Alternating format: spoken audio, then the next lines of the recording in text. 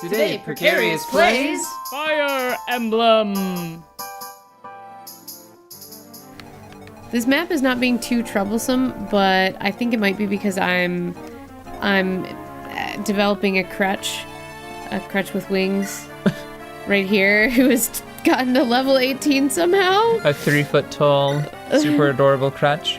Yeah, because look, she's level 18 and then he's 15. He's only 13. She's 13. And I think these two are 15 and 15, yeah. And he's, level 12 to be expected. He's only level 9. What about Dart? Raven and Dart are the two that I'm worried about. Dart is level 9 and Raven is level 9. Rebecca's doing okay. I'm worried about these fellas, and I might need, a little bit of goading to get me to use the people that need used. So I'm worrying about them right now. It could be dangerous. Yeah. But it may be in the best interest of your party to just have Florina surrender her weapons to Merlinus and just keep her near Hector. So she still gains friendship experience, but you can't rely on her ability to destroy the enemy forces. Oh, it's like running around with weights on. Okay. The reverse Fire Emblem, the Fire Emblem antithesis, I think. Yeah. Okay. You've got a weird opposite but equal. Yeah, so I think in the next couple of turns, a few things are going to change. No damage! Fuck you! It's also important to acknowledge that right now your characters, some of them they have not developed equally. Yeah, that's a problem. Hector, even though he's only level 15, you see how much ass he's kicking, right? Yeah. I think that Florina and Hector both need to step out. Yeah, they need to. This has not been a kind set of leveling up for your characters. No. Well, considering we're talking about how your army is a touch overpowered, maybe that's okay. Yeah, I mean, I'm thinking about having Elliewood and Lindis just go march down there. No, you need to focus on the ones that are underleveled. Really underleveled. Yeah, like Dart, Rebecca, Lucius, and Raven. Okay. Actually, have Raven just ignore this thing and just have him start running west. That's the name of that direction. And then have Priscilla go to the ruins. Yeah, much better plan. Who is it, and how cool is your hair and cloak? Ooh, he's a cool guy. He looks cool. He's very handsome. You can tell, although he's kind of shifty-eyed, so I probably shouldn't trust him. He has a complicated backstory that I don't think that the game makes it very clear. I'm pretty sure I only know that he's so interesting because I read it on a wiki. Who is it? What are you doing there? I'm Reynolds. I'm on a pilgrimage. Oh, a bishop? Please forgive my rudeness. What are you doing here? You don't appear to be with the black-robed group I saw earlier. No, we're here to fight them. This is a battleground. Please, Your Excellency, stay here and stay safe. I'll ensure that the enemy does not reach this place. I'm sure I cannot convince you to lay down your arms. That being the case, I give you this. What is it? It may help you live longer. Even if you face the misery of defeat in combat, you might yet find another road if you but live. Thank you. May you be watched over and protected in your venture. Thank you. And you as well, Your Excellency. You know who would actually voice that guy, in the anime? Who? The voice of...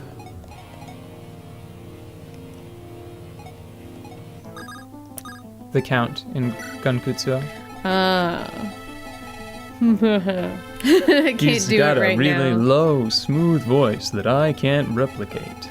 He also does the... I know this is sudden, but here's some trivia about whiskey. Now that you've emptied your glass, do you know what the difference between whiskey and brandy is? Alcohol content? Price? No, there is a more fundamental difference. Whiskey is made from grains, and brandy is made from fruit. It tastes differently when you think about it that way. And that was the trivia for tonight. Oh, you know what? These two can guard the tent. They never get any action up there. Okay. Wait, don't move her so far. Move Hector first. Yeah. Is he still a little slow? Yeah. One day he'll get a sweet pair of boots and he'll be able to keep up with her slightly better. I'm nominating Hector for boots, by the way. Or Lynn, so that way she can keep up with Elliewood, because Elliewood, that dick, Elliewood gets a horse whenever he changes class. What a dick! How come I don't get a horse? Yeah, it really pisses me off that Lynn doesn't get a horse. Just because... No. Wrath makes it sound like... Well, they're not magic users, so they can go in the red. Oh, that's not what I was concerned about. I was concerned about getting everyone reordered throughout the turns. I see. So, Wrath makes... And, Uhai, I think? Yeah. They make horses seem like such a cool part of Sakayan culture, and it pisses me off that Elliewood gets a horse and Lynn doesn't. Well, it's probably because, well, you know, Lynn tried to lead the tribes to victory and they wouldn't follow her, so maybe ladies don't get horses or some shit. Although I don't know why she would stick to that now. I'm pretty sure that she has like a couple of cutscenes that have her, like, feature her with a horse. Mm-hmm. Like, not a combat horse, but I'm pretty sure she can still ride. Yeah. Actually, you know what? Most of the characters here, like, probably Dart doesn't know how to ride a horse. Mm-hmm. Maybe Lucius? No, Lucius is a pilgrim. He probably knows how to ride a horse. Like, really the only thing that's IRL particularly difficult about riding a horse is, I guess kind of shifting gears is a little difficult. Mm-hmm. Essentially, shifting gears. I don't know how else to put it, but going from one gate to another is difficult. And it's only because, like, if you don't know how to do this thing called posting, where you kind of stand in the stirrups, you basically just have a pretty good chance of obliterating your crotch. Like, that's just the worst. That's why it's no good, and your legs get tired. You know, that... Straight into the woods. Like, why are you being so hesitant to move him into the... Not there. Why didn't you try to move him the maximum distance he could? I kept counting and talking at the same time, and I kept losing count, and then... What? Counting what? There's nothing to count. You just needed to move both of them all the way to the left. I needed to make sure that she could move as far as him, and I lost track, and then you told me to put him in the woods. What you should do is just I was talking about those woods. You just need to use markers, like landmarks, to determine how far you can move them. It's much faster than counting tiles. I usually do, but I was just trying to get out a sentence about shredding your penis without just absolutely just breaking the pelvic bone. Ruining. And I was also trying to explain how it is also uncomfortable whether you have a penis or not. Okay. So I was trying to be delicate about that subject, and I just stopped counting correctly. I don't know if shredding is the appropriate damage term. It's more like tenderizing. Yeah, I've played a little bit of Dwarf Fortress in my time, and I'm pretty sure the damage layers, or the damage types for the destroyed body part would be mushed, maybe? Yes, definitely. I mushed my penis on a horse accidentally. Yeah. Mashed. That's not anything. Smashed. New. But then after repeated smashings, it's just no good. Turn to ash. Yeah. Yep. It's no good. Anyways, but... Speaking of grinding dicks, Final Fantasy II's leveling system. Okay. I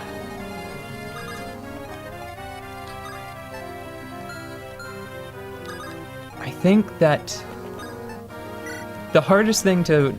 Oh, and you should also move Priscilla.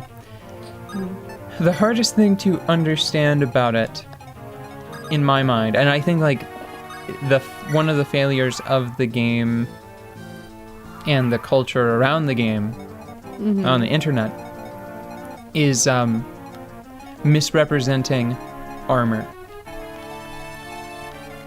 I looked in the manual, and they make it very clear that I think agility and evasion, they are tied to one another. Yeah. And they make it a little less clear that it operates in sort of a snowballing effect. The higher, I think, shoot, I wish I had the manual with me. It's become so, I've trivialized it over the course of playing the game. It's something I no longer have to think about because it's already self-sustaining, which is why I'm forgetting about it right now. If you have high evasion, you are more likely to gain agility, which increases your base evasion and lets you move first more often in combat. And whenever you are targeted by physical attacks in battle, your evasion... What? What? They never get any action up there. Turds. It's fine. Hector will be able to... Just, you can wait. You can wait and... I would rather have Hector get all of the experience and have him catch up to Florina. I know that he's already an ass kicker, but of the two I would still wait and let them come to you. Maybe have Hector use a vulnerary because his resist is so low, or move into the mountains and then use a vulnerary. Just because you don't want to waste a hand axe charge when steel axe will do just fine. Okay. And I'm gonna have Florina just put all of her shit in the tent. Have Florina, all she has to do is take her javelin off. They're not going to willingly walk up to her. Oh, well, she's already done that. Yeah, that's fine then. Fuck. Evasion. There's a system in the game where you have like several statistics, several defensive and offensive statistics. They have a count, and then they have a percentage. Basically, the count determines how many times you roll a die, and then the percentage modifies. It's sort of like a value that you add to your die roll, effectively, to put it in D&D terms, right? So you might have something like evasion 3-72. You get up to 3 evasion rolls, and they are successful, like they count as actually a point of evasion 72% of the time. And I'm not sure how it works exactly. Like, I think that you always get all of your rolls, and then the number of successes negates that many successful enemy attacks. I'm not super clear on that part, just because higher is better, you know? Yeah. Just get more of both and you'll be fine. But there is this snowballing effect where early on in the game, if you do something to screw up the rate at which you are gaining agility and evasion, it will be more difficult to acquire agility and evasion later. And I think that that's probably...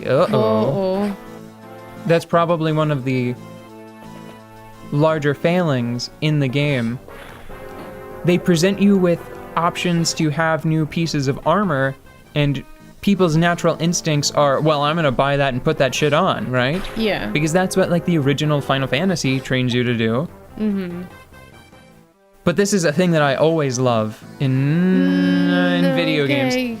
I love when... No, don't. I love when the bear option means something. Whenever having like an empty item slot still has some sort of benefit. And that is exactly what's true in Final Fantasy II. Early on, the best way to armor your characters is to not maybe give them like a chest plate or a pair of gloves. But otherwise, just don't. Just don't give them any armor, and they will gain quite a lot of evasion and agility. Mm-hmm. So that's what you do in the beginning of the game.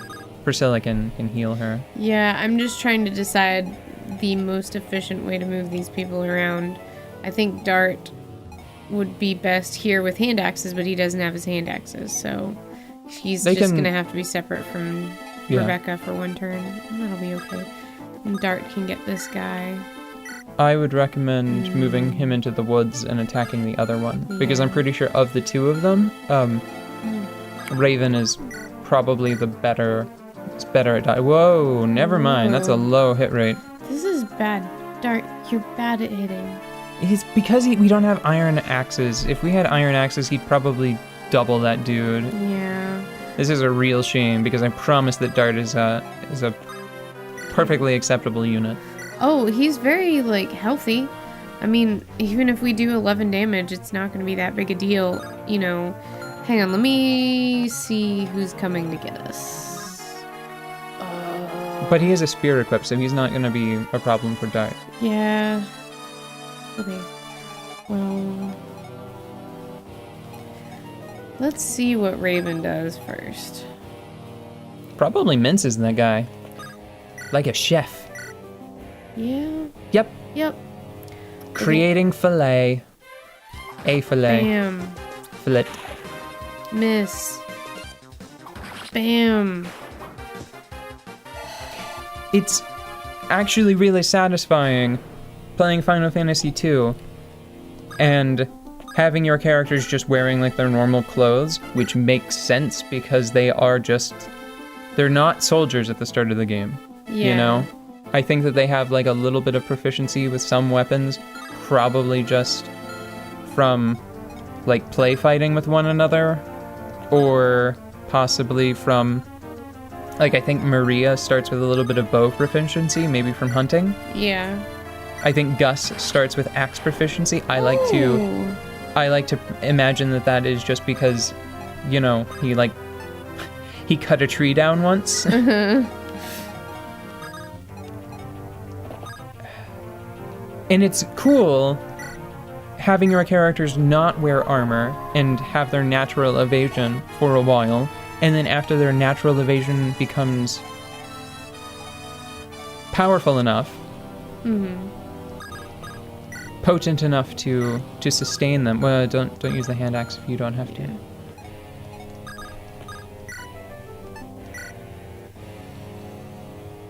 Yeah, it should be fine. That's better though. Yeah.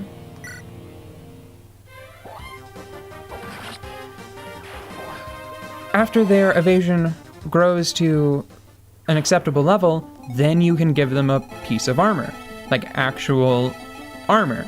But they have to grow into it.